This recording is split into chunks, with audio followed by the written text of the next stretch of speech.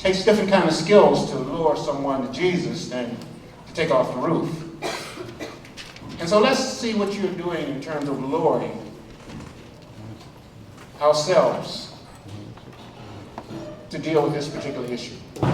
Let's start with the table here, and then we'll go this way, and we'll have the reports from the tables. The CARE Act was passed April 13, 2016. And this gives more information and more latitude to the hospitals as far as caregiving. So we have that, and that's a great thing that passed. Many churches have health ministries that are in place.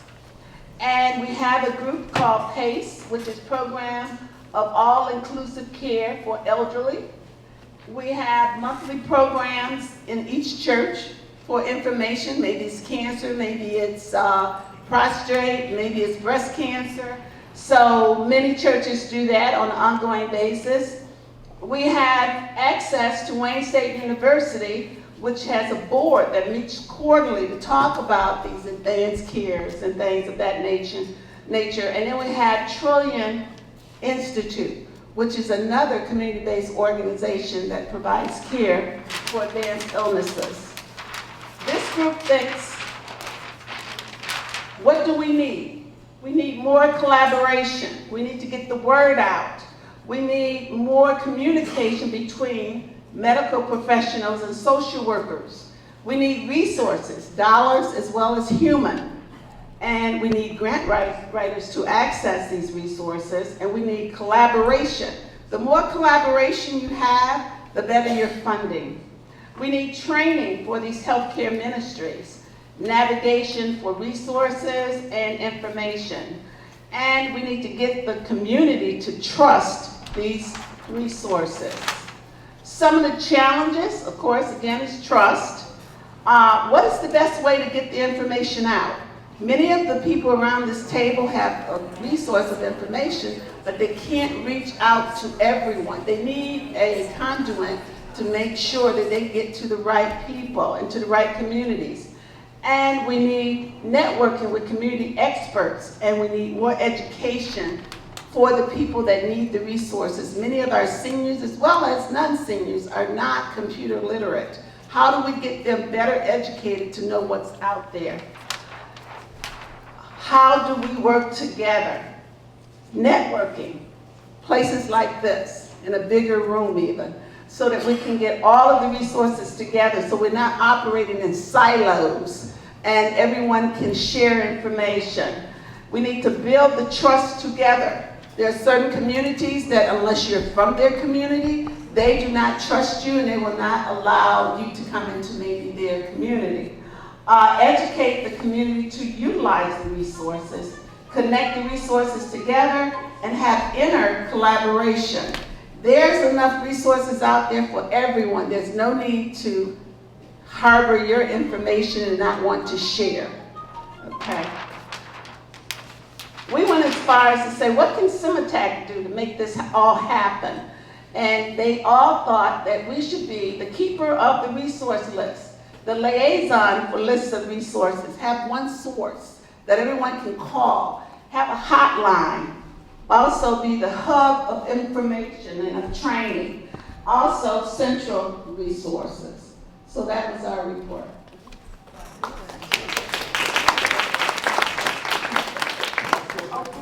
At our table, we identified the church as the major resource within the community that could address immediate needs of families and patients as well as long-term needs as illnesses advance. We had a couple of different people at the table who are currently in a caregiving situation with a person with advanced illness. So we saw that we identified the church as someone that could provide families with one-on-one guidance and direction for advanced illness. And what we thought was that it'd be nice when you have the little family meeting and it's time to address the need of mother or father or sister or brother as a family unit, and there may be some disparity as to maybe it's not time to be looking at these issues. It would have been nice to have the pastor there, just like you would do a home visitation, to come and help the family pull together the move toward the advanced care that the patient is going to need. Because many times families don't want to face up to the reality of what they are going to go through with a person with an advanced illness. And so we looked at that. One of the things that the church could help being proactive before it's time to go and give the people their last rites,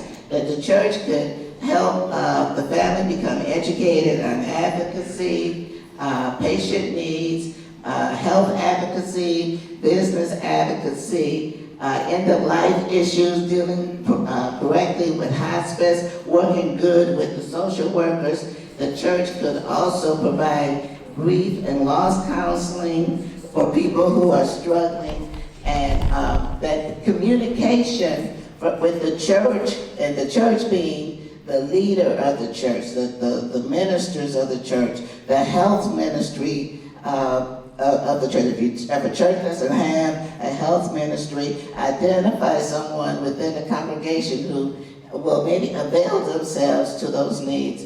We also said that the little things like helping with, creating an obituary or discussing death and dying from the pulpit from a healing perspective, and the pastor can mobilize home visits by the health ministry, training them appropriately, like Reverend said, to say the right thing and avoid saying the wrong thing. But that comes with training, to identify the diagnosis, so you can be clear when you report back to the pastor. Now I'm talking to people who are making visitations, and identifying the reality of the patient needs.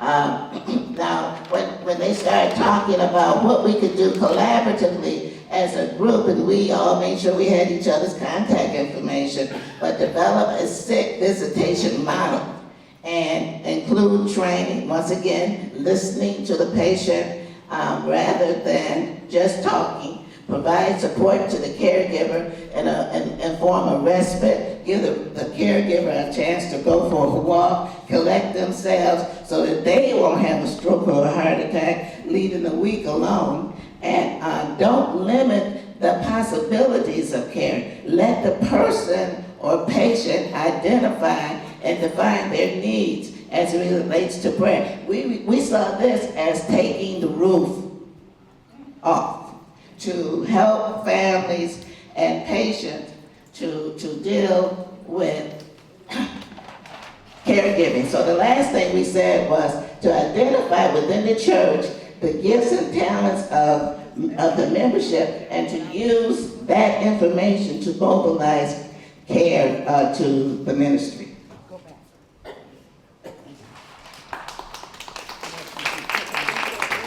What we really wanted to look at, taking off the roof, breaking down denominational walls to ensure viability of care. If I have a person that I know who is in another denomination and she has the credentials and the experience, I should be able to reach out and say, Sister Morris, Sister Wiley needs your help. Can you assist her? Without looking at what church I belong to.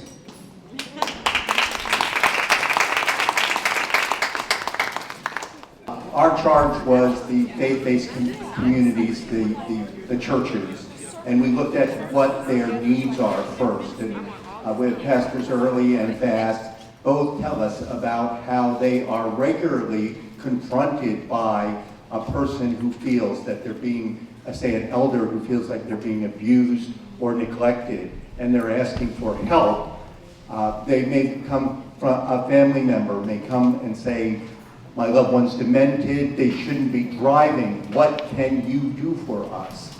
And they feel these are very dramatic requests and very important ones, but that they themselves have found that they've been asked to be the power of attorney or asked to be the guardian, and feel that this puts them in a position they can't possibly fulfill their duties as a full church minister and without conflict of interest serve in those roles.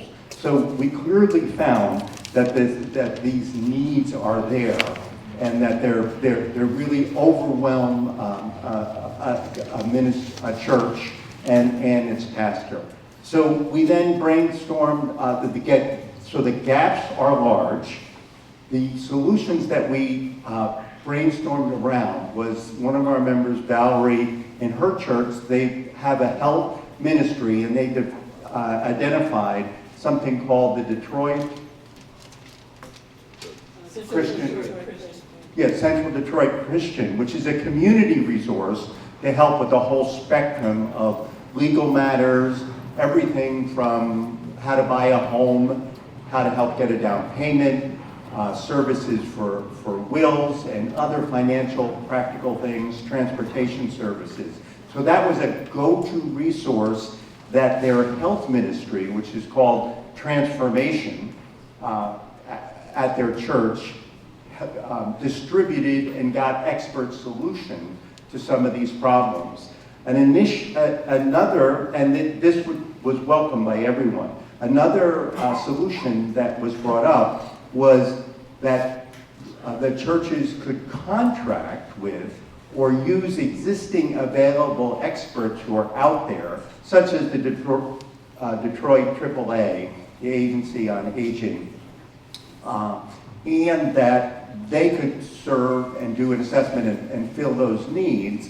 And then instead of a navigator per se, the suggestion was made that there could be a committee or a group of people from the church who would accompany the professional, because sometimes the agency professional, they're a quasi-governmental person or they represent an official presence, that not all families will reach out to such a person or be comfortable with it, so that an ally from the church who's a member of the church could go out with the area agency individual doing the assessment and be with them and support the family and be there to assure that the process is done with that it's clear and that it has integrity, and could report back to their pastor that solutions have been formulated and brought forward. So those were I think our major ideas and how we'd like to approach this. So in summary, the needs are there, they're very important, they're great, they exceed the scope of just the parish. And so the idea is develop a health ministry and have perhaps compassionate companions or a liaison from the church to work with professional agencies. And we also raised briefly the idea of navigators, and that would be another solution, but we didn't go deeply into that at this point. So we are the caregivers, and pretty much everyone in our group had been or was or certainly will be a caregiver in the future, so I'm going to use the pronoun we. And first of all, we felt that caregivers, that we needed recognition in the form of awareness, in the form of sufficient time being provided to fulfill caregiving duties, money and resources. At the same time, sort of on the flip side, we want, caregivers want to be known, but sometimes caregivers also don't want to be seen because of a fear of vulnerability, people not really wanting to reveal their weaknesses and their vulnerabilities, especially in church. So that's kind of a gap, because people may not want to be seen, but if they're seen, maybe they could get support. There's a need for knowledge. Oftentimes, caregivers, we're kind of thrown into situations where we don't know how to do things. It might be technical things, medical things, and so we need support around how to do things. The flexibility, oftentimes healthcare providers may be asking caregivers to come to a meeting during the 9 to 5 time period when caregivers may be working outside the home. So there's a need for recognition and for flexibility for a caregiver to participate. A lot of discussion about just the overall need for support, not only for caregivers, but also for pastors. the need to have pastors present in some situations with family members so the decisions can be made and so that people feel comfortable with those decisions, knowing they have the support of their faith community. We talked a lot about healthy conversations and the need for more healthy conversations around issues of advanced illness and death. We could talk all day about that, but I mean, just what that really means is having healthy, productive conversations. Then we moved into solutions. We talked about the need for support groups, also the model of Alcoholics Anonymous and the idea of the sponsor, that could there be some kind of a lay support model where, just like with AA, if someone needs support at midnight or 1 or 2 in the morning, maybe there might be a support group or at least a sponsor they could call. Could there be a similar model for caregiving? That we talked about some settings we've seen where people who are facing advanced illness and end-of-life issues have access to nature and beauty surrounding them, and how important that is, trying to find ways to support that. The idea of having tools to manage the stress of caregiving. One tool might be mindfulness, the practice of mindfulness. What could we do to help people to learn more about those practices and tools that they can use?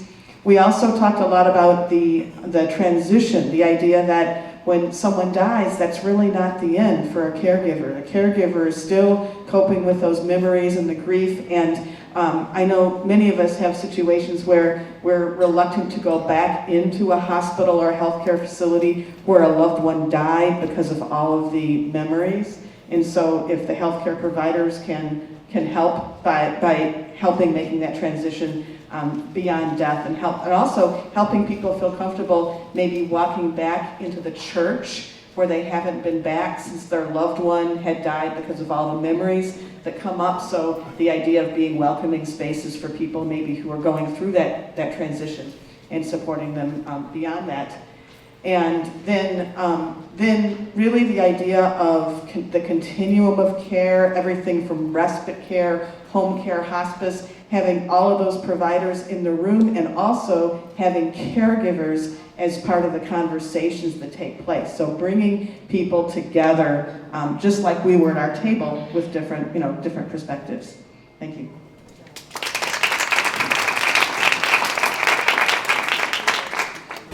We talked about the resources that are needed, some financial support, with the church to incorporate faith-based organizations in the community, and we also talked about the prevention, saving money in the long run. When you have a prevention, you can save money in the long run.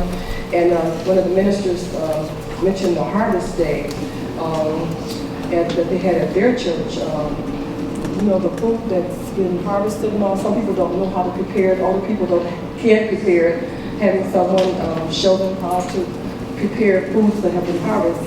And for example, we have a food program at our church, Grace Temple, where a lot of people come and just get the food, just to get the food. And somebody mentioned that also. How some people just collect food, but they don't use it. And you have healthy foods that come in, like health plants, eggplants, and things that people never use, but are very healthy for you in this day and time, especially with all the other foods that are offered, soul foods and foods that we don't even need in our bodies at a certain age, even at a young age, but at an older age, it's time to take some action.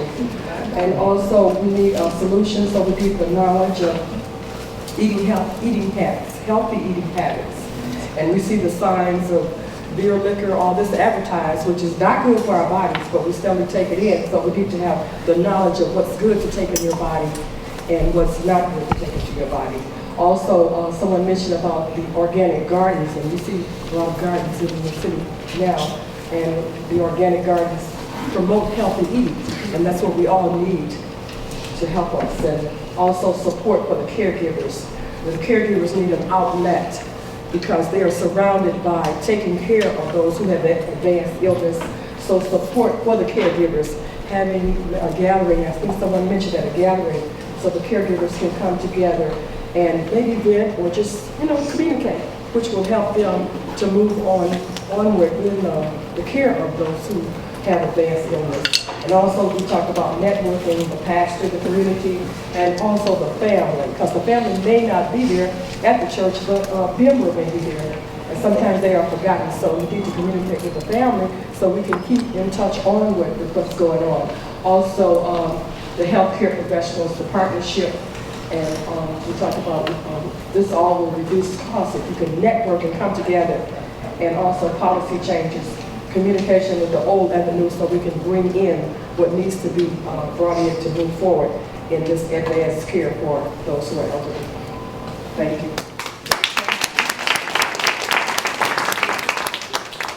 Our group's focus was on patients.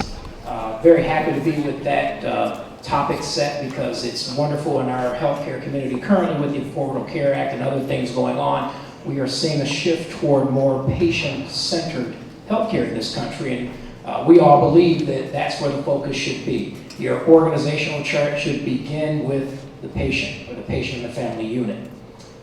Some of the things that we identified, we actually ended up with not just one patient, but one former and a second current patient at our table. So we had 3, which was fantastic. Some of the things that were identified were someone to support them when they had to go in for treatment or if they were in a facility. There was the mention that there were sometimes challenges with transportation. When you have to go get your treatment done, you don't want to become a burden to a family member or friend, and maybe there are resources that can be found to help you get from point A to point B. An issue with meals. I'm sick. I can't prepare my meals anymore for myself or my family. Are there resources out there that I can get? Shopping. I haven't had one. I want my pet to make sure that he or she is cared for. We talked about that there's not enough access to information, that there needed to be more ways for those that had been diagnosed to find out exactly what that diagnosis means to them and to those that care for them. So when we transitioned into some of the solutions, we talked about a few different things. We talked about identifying that case managers hopefully will provide more information. That's good. We talked about maybe there's a place that you can go and find someone that you can talk to that will listen deeply and understand, and that's wonderful. But when we got down to the nitty-gritty, what we found was that a lot of times there are not resources available to you, or you don't know where to find them. So in our solution set, we thought about ways to answer those questions, and the minister that was at the table talked about a lot of strain that is on members of the clergy because they've got all these other things to do, and you're getting calls at 2 or 3 in the morning that maybe don't require a 2 or 3 in the morning visit. And maybe there's a way that we can find another solution within the church. And I've heard several groups talk about this idea of a navigator or an advocate.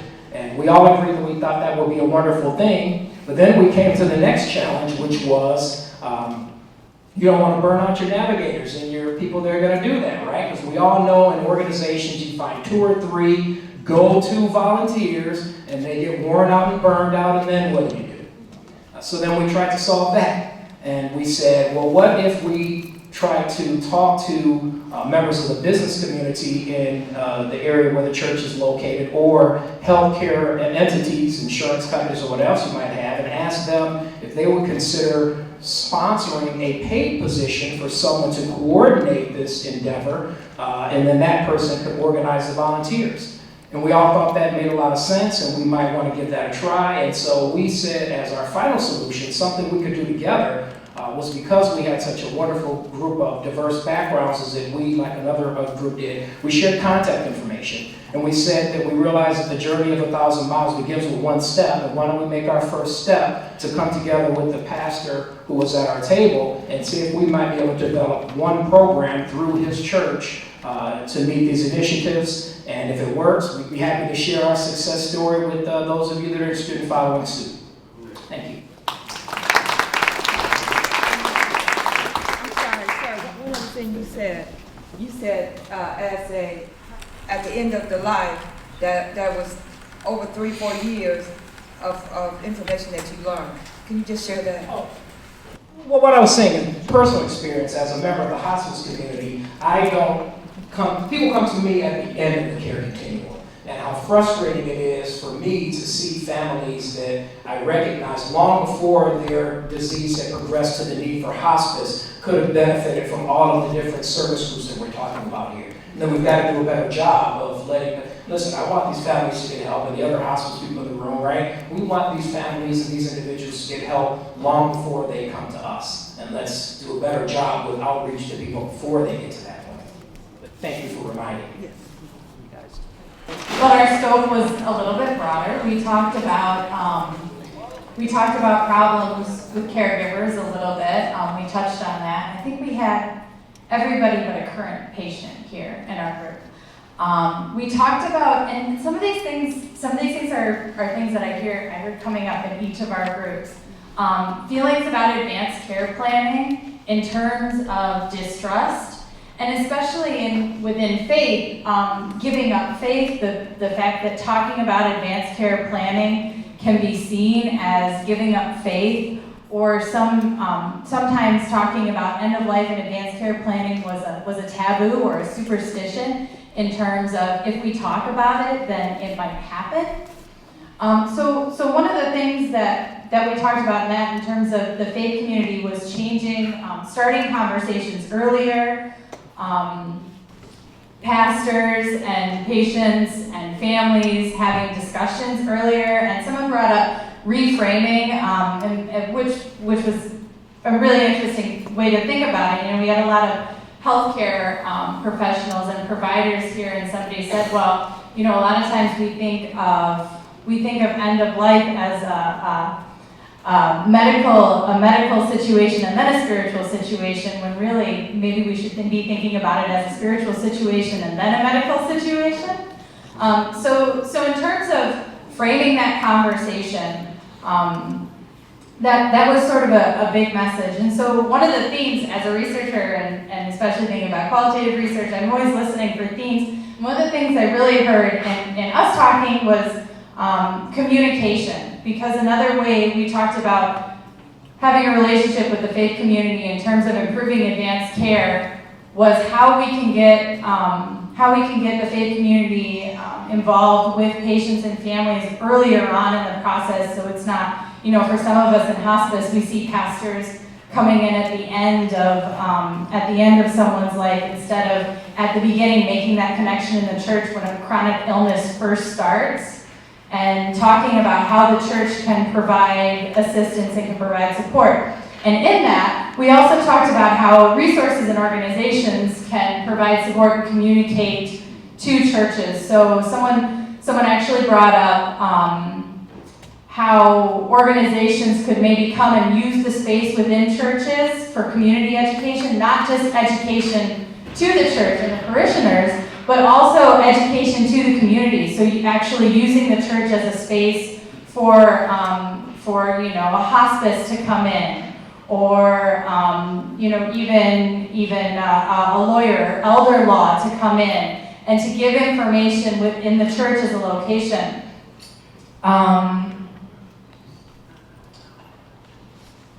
We talked a lot about DAAA as a wonderful resource, which it is in the community, but I kept hearing it come up, and I'm thinking, DAAA is wonderful, but they can be the go-to, but not the only resource. So we need to start thinking of ways not only that we can communicate about resources, but also make sure we have enough of them, and that's a policy discussion too, I guess, that we can keep having. So when we talked about solutions, and I think I've already talked about some of these. We talked about giving permission in discussing advanced planning, so giving permission in terms of having discussions with our own families, but also having discussions in the faith community and framing that conversation.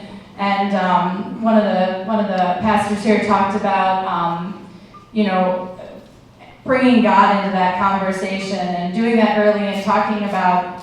You talked about design and. Tell me. Design, you had two? Oh, I'm sorry. Design and decision. Okay, design and decision making. Talking about God's design and then also personal decision making, right? So I guess in that, just thinking about ways to have that conversation with the faith community. How can we bring the advanced care planning conversation into faith and vice versa? And then familiarity with resources. So I talked about So I hear a lot of people talking about resources, we're talking about resources, and it seems like everybody at this table has at least one or two really good resources, but we don't all already know about them. This excellent program that's going on at Henry Ford that you talked about, and it just, so it seemed like also, and something that I don't have here, is like a comprehensive, and maybe this is something we talked about with navigators keep coming up, this comprehensive like sort of keystone or Rosetta, like something that some resources that has access to all the resources, right? So that, and that's communication too, improving communication between the resources that we already have. And I think that, resources, organizations speaking with the faith community and the faith community speaking back seems like a huge part of that for us in this. Anything else you guys want me to add? Okay, all right. Our group was on family and community empowerment. And what we was on hearing the rest of the report is something touched on also. Very much the same thing. But we were closely at family and community. We see some of the needs, not the least of which is the lack of understanding of the resources that are available, as well as the resources that are needed. Some of what we need to do, because we are now living in a multi-generational community, so we've got this sandwich generation, if you will, where there's people that are caring for elderly relatives, and then there are rearing children also. So there's the need to include young people in the discussions with the family, and it's not just, well, we can't talk about grandma being sick. All the conversations need to be multi-generational at this point, and we need to bring in the whole family. One of our pastors here mentioned that the elderly need to be a little more, well, he didn't say cooperative, but this is my word, is they don't want to be a burden to their children and don't want to leave a lot of stuff. But it's important that the whole family be involved in the conversations.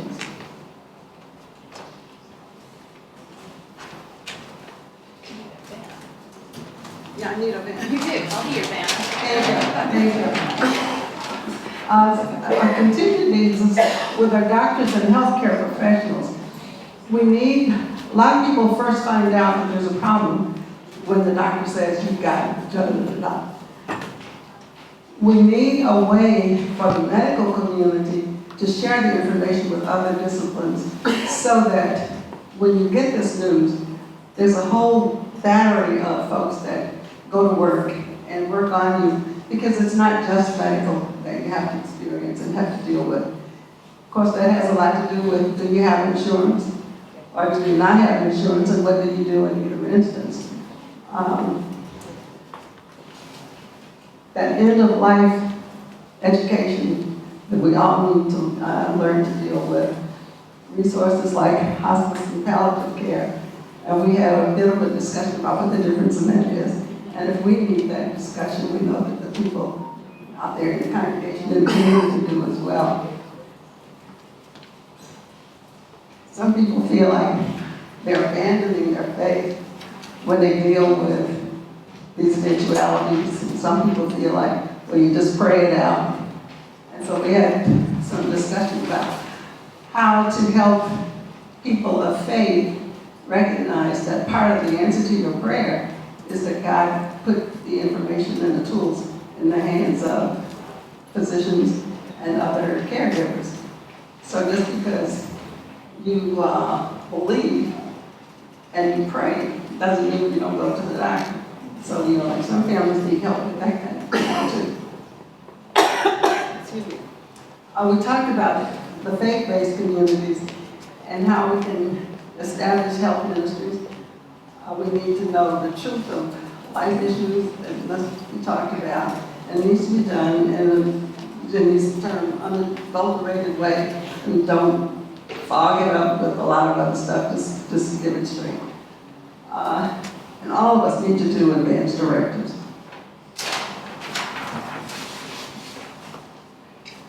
We talked about the importance of individuals being able to remain in control in their final days.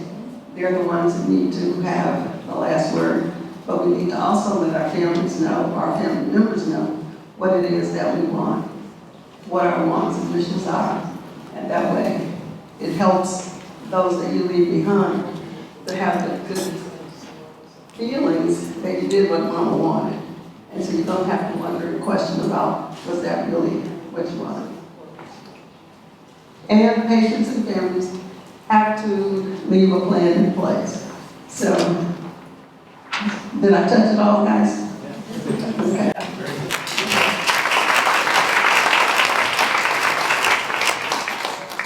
Good morning, everybody. Corey Kennard, and I had the opportunity to work with this great group here at the table, and our topic and our charge was program and resource development, which after hearing everybody, sounds like everybody's charge was this charge of program and resource development. I want to say, I'm not going to flip a bunch of pages, we only have one page, but I'm going to say some things that will give you an understanding of some of the tools that you've already talked about, how they can be practically utilized, and also some other key areas.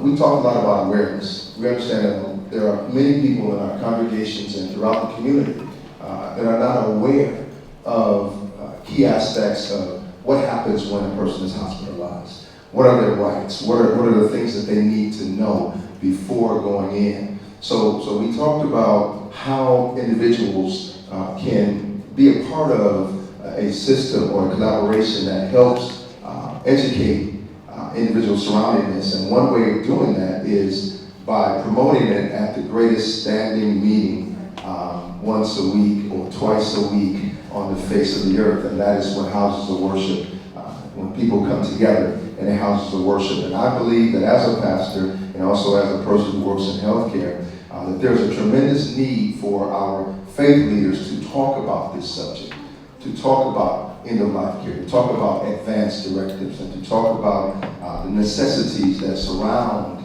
hospitalization and what families need as tools to prepare for hospice or palliative care. So those things are key.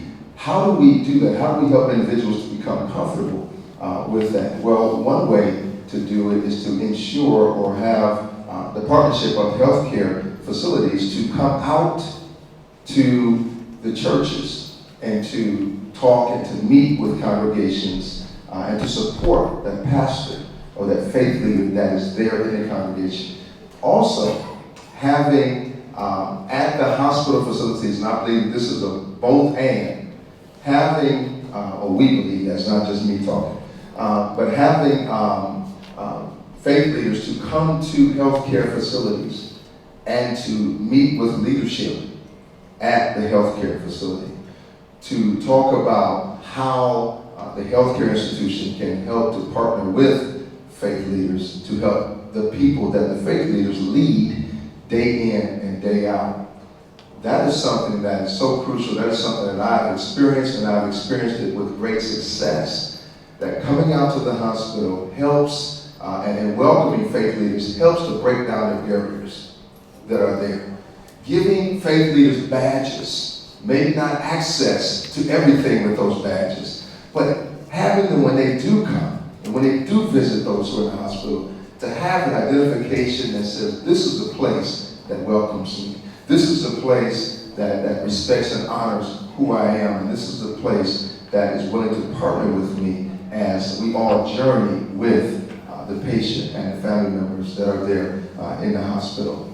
Also, we talked about moving that knowledge more upstream, which is one way I just demonstrated. Our dear patient here, she was so adamant about patients knowing what's going on and knowing what's happening, knowing their rights. And I was saying that we need to move that from the time when a person enters into the hospital, because we're good at shoving paper at patients and family members, and when a person is sick, how many of you really don't maybe feel like reading when you're sick?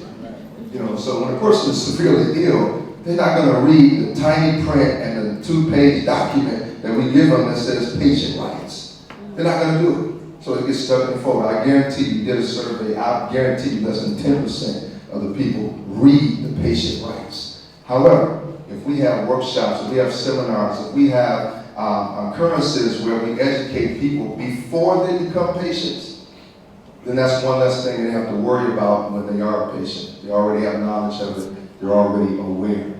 We also talked about developing care centers in our houses of worship. It's important that we have care centers, resource centers. That was mentioned earlier. These resource centers will be crucial as it relates to individuals in the congregations being able to go to a place to gain education about many of the things that we talked about earlier. And then also, knowledge, resources, patients' rights. Anything else that I'm missing? Okay. Oh, and one other thing too as well. We want to help, there needs to be a good collaboration between, I believe, physicians and houses of worship.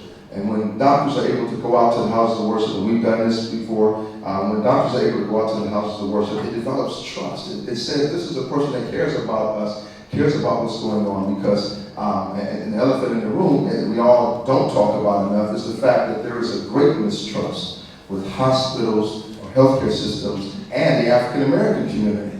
So there's a huge mistrust there for historical reasons and for whatever the present reasons may be. But we need to break down those barriers, proper bedside manners for physicians. If you're a doctor in the room, God bless you. But there are things that need to be done in a better way to garner that trust, and then also work in partnership with faith leaders. And finally, I say this before I sit down, before I hand the mic to Sister Lydia. I want to say this, that oftentimes we think that we're speaking a different language when we're not. How many of you have experienced a clash between clergy and doctors in terms of patient outcome, what's going to happen? We've all heard the phrase, we're not going to listen to what the doctor said, right?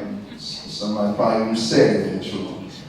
Well, my thing is this, is when I believe doctors are used by God just like anybody else, but I do believe that when a doctor says that we've done all that we can do, there's nothing else we can do, that's not a time to be an adversary for that physician, because they're saying the same thing when you tell the patient you need to have faith.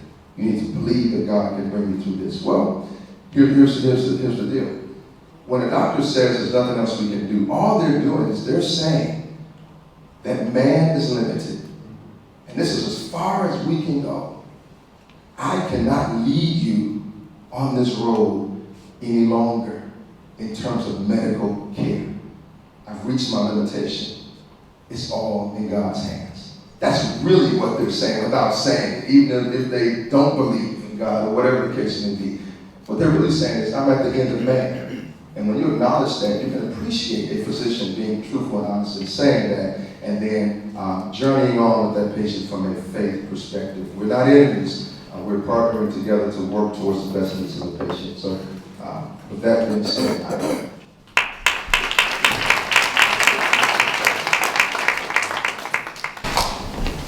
briefly, I just wanted to add to what Reverend Corey said, but what a lot of you at the other table said. You talked about caregiving recognition, and this past November, Hartford for the first time did a Caregivers Sunday, where we wanted to recognize caregivers in our congregation. And we were shocked at the number of people that came to the altar for prayer. I am going to be distributing to all of you our Hartford Spirit magazine, and the front cover is our Caregiver Sunday story. And so I just wanted to put that out for you to maybe consider at your churches as well, because it was the first for us, but it won't be the last, and so many of our members were appreciative. So you'll be getting this. Thank you. Other churches in our community did share in the Caregiver Sunday, and hopefully we will broaden that reach to at least all the churches here. I'm going to pass the mic over to Ms. Boyges. Hi everyone, I am the Community Engagement Manager for C-TAC. So C-TAC's been working with SEMATAC to help prepare us today, and I just took a few notes on general themes, common barriers, needs that people identified, and opportunities from our discussion today. And one of the most general themes that everyone mentioned was the state of response that our communities are carrying out, and that's a state of emergency. We're continually in a responsive mode instead of a preventative mode. And we addressed that there were several different needs, including support for caregivers, pastors, and people themselves. Another need was coordination for resources and access to information to gain awareness, because it really is an issue of patients' rights. I just wanted to name something, and this is very personal for me, and that is that because Shirley and Diane, who couldn't be here today, came to our meeting in Washington, D.C. in March of last year at the Institute of Medicine, they have really reshaped our thinking about what this issue means. What does it mean to transform advanced care from the person's perspective living with the illness? And how many people, were there folks in the room? I know there was a few who came to the meeting in September and saw Diane, Reverend Smalley's talk. Can you just raise your hand? If you haven't seen it, we'll send you the link. It's incredibly powerful. I was watching it again the other day, and in it she calls for a dream team, and she names the dream team. And the dream team is in this room. Her oncologist from St. Joe's, her primary care physician, Dr. Betts, and you all, her fellow angels, Charlie's Angels. And for me, we're here, I'm here because of Reverend Smalley and Shirley Roberson, and we're here to create that dream team. I think imagination has been a theme that I've heard throughout today, from the inspiration of Miss Norma and what she's done with her family, to what Dr. Pitts was talking about with that imaginative solution of taking off the roof to get in to see Jesus. So I wanted to acknowledge Reverend Smalley and Shirley Roberson, and to thank them for their leadership. And can we just lift them up and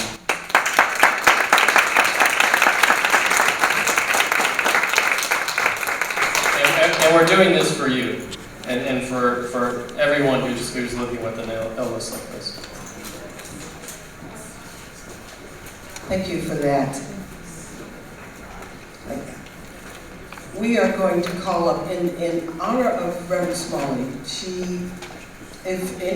Anyone who knows Reverend Smalley knows that she will fight to get what she wants, not only for herself, but for her community. And she works very close with the Presbyterian Church, and she also works very close with the Huron Valley Women's Prison. Now you wonder, what would a women's prison have to do with this organization or this summit? But I am here to call up Vice Moderator of the Presbyterian Church, Ms. Charlene Smith, and she leads the empty chair. Empty chairs are those voices of those women who are incarcerated because of domestic violence, and they've been incarcerated so long that they have advanced illnesses. And their advanced illnesses still is not enough to get them free. The empty chair.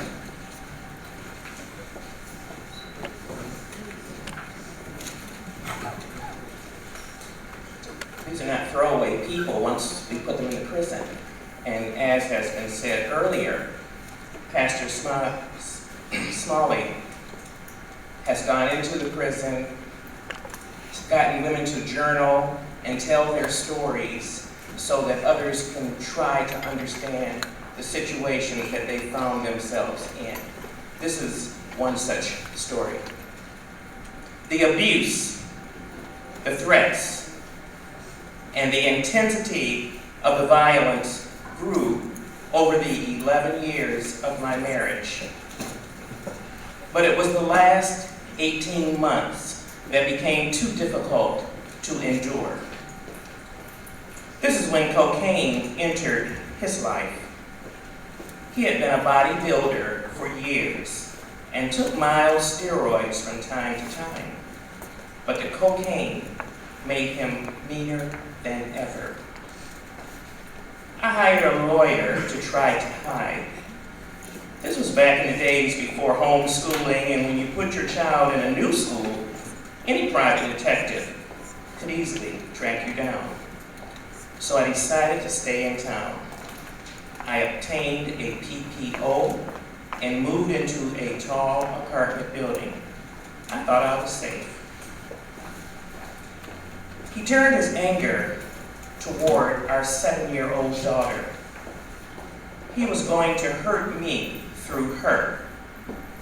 He would take her forcefully, threatening to kill her. All logical reasoning went out the window. Someone who witnessed the abuse offered to have a friend handle the situation. Reluctantly, full of sheer terror, I said yes. The police told me he died over the drugs. I choose to believe them, as my friend never told me who killed him. Eventually, we were all arrested. I was charged with discussing the crime prior to death and aiding them by giving them $1,200. I am serving mandatory life with no chance of parole. I suffer from migraines, high blood pressure, and digestive problems.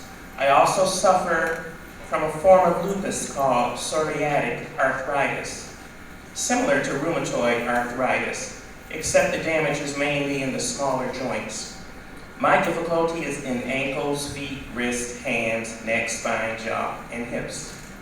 I continue to have muscle spasms, which are extremely painful and often keep me up at night. Walking is hard to do, and there are many days where I cannot walk across the prison compound. Yet I refuse to quit my job. I work 5 days a week, 7 hours per day, as a tutor helper in vocational building trades. I teach women how to safely use power tools, such as table saws and hand routers. I live in a mental health unit as a role model inmate. I'm referred to as an example of what these women could one day become. In this housing unit, I facilitate 2 yoga classes weekly. These yoga classes are designed to help women heal from past physical abuses. At age 59, my greatest fear is not that I will not be released from prison, but that I will be released when I am too old to work. I cannot survive if I am unable to support myself. My supportive family members have died over the decades that I have been incarcerated. My then 7-year-old, now 32-year-old daughter suffered the most. Daily, I pray for her.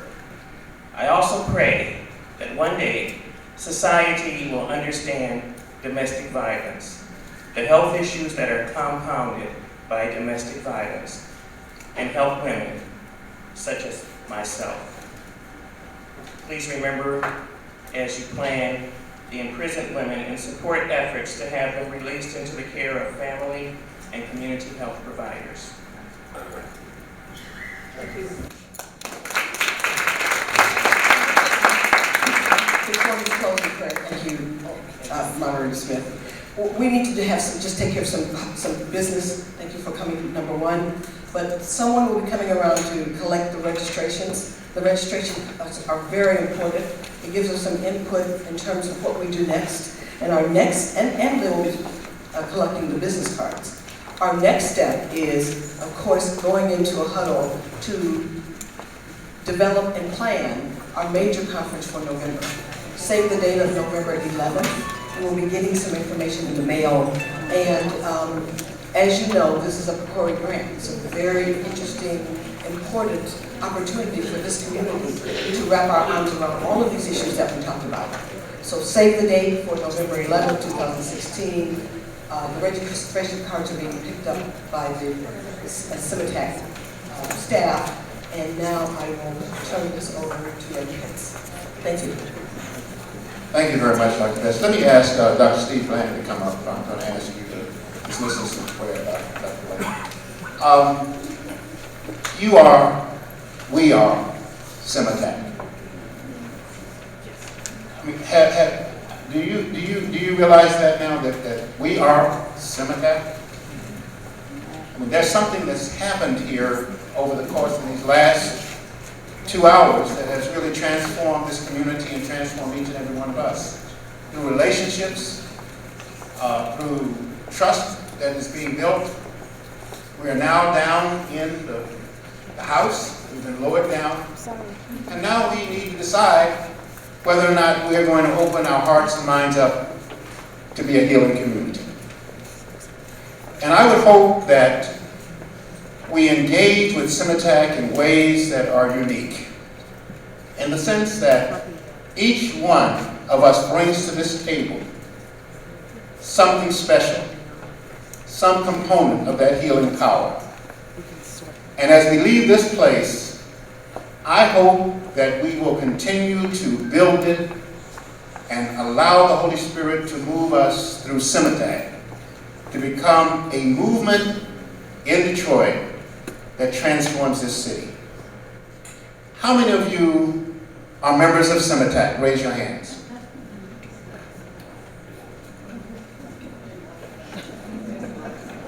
How many are members? No, not who want to be. How many of you are members of SEMATAC by your experience here today?